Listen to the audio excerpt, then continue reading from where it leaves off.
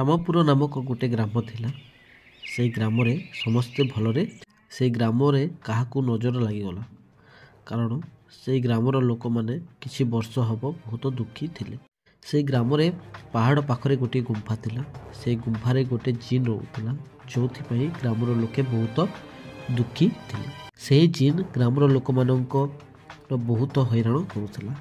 ଜିନ୍କୁ କାବୁରେ କରିବା ପାଇଁ ସେଠାରେ ଚିରାଗ ମଧ୍ୟ ଥିଲା, କିନ୍ତୁ କାହା ପାଖରେ ମଧ୍ୟ ସାହସ ନଥିଲା ସେଇ ଗୁମ୍ଫାକୁ ଯାଇକି ଜିନ୍କୁ କାବୁ କରିବାର। ଗୋଟେ ଦିନ ସମସ୍ତ ଗ୍ରାମର ଲୋକ ଏହା ହେଇକି ଗ୍ରାମକୁ ଆସିଥିବା ଗୋଟିଏ ବାବା ପାଖକୁ ଯାଆନ୍ତି ଏବଂ ଜିନ୍ରୁ ମୁକ୍ତି ପାଇବାର ସମାଧାନ ପାଇବା ପାଇଁ ଯାଆନ୍ତି। ସେମାନଙ୍କ ମଧ୍ୟରୁ ଜଣେ ଗ୍ରାମବାଲା କହେ, ବାବା, ଆମର ରକ୍ଷା କର, ଆମ ସମସ୍ତଙ୍କୁ ସେ ଜିନ୍ରୁ ବଞ୍ଚାଅ। ସବୁ ମାସରେ ସେ ଆମମାନଙ୍କ ଠାରୁ ବହୁତ ଖାଦ୍ୟ ନିଏ, ଯେଉଁଥିପାଇଁ ଆମର ସମସ୍ୟା ବଢ଼ି ଚାଲିଛି।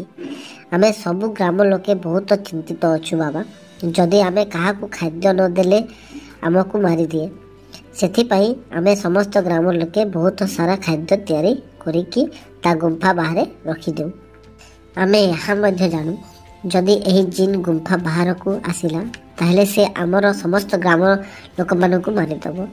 ଆମେ ସେହି ଜିନ୍କୁ କିଛି ମଧ୍ୟ କରିପାରିବୁ ନାହିଁ, କାରଣ ସେ ଜିନ୍ ପାଖରେ ଯାଦୁର ଶକ୍ତି ମଧ୍ୟ ଅଛି। ବାବା କହନ୍ତି, ମୁଁ ଜାଣେ କି ତମେ ମାନେ ବହୁତ ବର୍ଷରୁ ସେଇ ଜିନ୍ ପାଖରେ ଦୁଃଖିତ ଅଛ। ମୁଁ ଯେମିତି ଜାଣିଲି ସେଇ ଜିନ୍ ଏହି ଗ୍ରାମରେ ଅଛି, ସେତିକି ବେଳେ ମୁଁ ମୋ ଶିଷ୍ୟ ସହିତ ଏଠାକୁ ଆସିଲି। ଗ୍ରାମବାଲା କହେ, ବାବା, ଏବେ ତ ଆମ ପାଖରେ ଖାଇବା ପାଇଁ ଗଣ୍ଡେ କିଛି ନାହିଁ। ଆମେ ସେହି ଜିନ୍କୁ କ'ଣ ଖାଇବାକୁ ଦେବୁ? ଯଦି ତାକୁ ଖାଦ୍ୟ ନ ଦେଲେ ସେ ଆମକୁ ମାରିଦେବ। ବାବା, ଏବେ ଆପଣ ହିଁ କିଛି କରନ୍ତୁ। ତାପରେ ବାବା କହିଲେ, କାଲି ତମେ ମାନେ ଯେମିତି ଖାଦ୍ୟ ନେଇକି ଯିବ, ମୁଁ ମଧ୍ୟ ତମମାନଙ୍କ ସାଥିରେ ଯିବି। ଆଉ ଗୋଟେ ସକାଳ ଯେତିକି ବେଳେ ସେ ଜିନ୍ ପାଇଁ ଖାଦ୍ୟ ତିଆରି ହୋଇଯାଇଥିଲା, ସମସ୍ତ ଗ୍ରାମ ଲୋକେ ଏବଂ ବାବା ଗୁମ୍ଫା ବାହାରକୁ ଗଲେ। ବାବା କହିଲେ, ଏସବୁ ଖାଦ୍ୟ ଗୁମ୍ଫା ବାହାରେ ରଖିଦିଅ ଏବଂ ତୁମେ ଗ୍ରାମକୁ ଫେରିଯାଅ। ମୁଁ ଭିତରକୁ ଯାଇକି ସେ ଜିନ୍ ସହିତ କଥା ହେବି। ତ ଗ୍ରାମବାସୀ ଏହି କଥା ଶୁଣିକି ବହୁତ ଖୁସି ହେଲେ, କାରଣ ଏହି ସମସ୍ୟା ଶୀଘ୍ର ସରିଯିବ ବୋଲିକି। କିନ୍ତୁ ଟିକେ ଦୁଃଖୀ ମଧ୍ୟ ଥିଲେ, ଜିନ୍ ବାବାକୁ କାଳେ ମାରି ନଦେବ। ବେଲେ ବାବା ଗୁମ୍ଫା ଭିତରକୁ ଗଲେ, ସେ ଦେଖିଲେ ଗୁମ୍ଫା ଭିତରୁ ବହୁତ ବଡ଼ ଅଛି ସେଇ ଜିନ୍ଟି। ସେତିକି ବେଳେ ବାବା ସେଇ ଜିନ୍କୁ କହିଲେ, ବାବା କହିଲେ, ତୁମେ କିଏ? ଠାରେ କ'ଣ ପାଇଁ ଆସିଛ? ଜିନ୍ କହିଲା, ମୁଁ ଗୋଟେ ଜିନ୍ ଅଟେ। ତୁମେ କିଏ? ତମର ସାହସ କେମିତି ହେଲା ଏହି ଗୁମ୍ଫା ଭିତରକୁ ପଶିବା ପାଇଁ? ତୁମେ ମୋର ଶକ୍ତି ବିଷୟରେ ଜାଣ ନାହିଁ।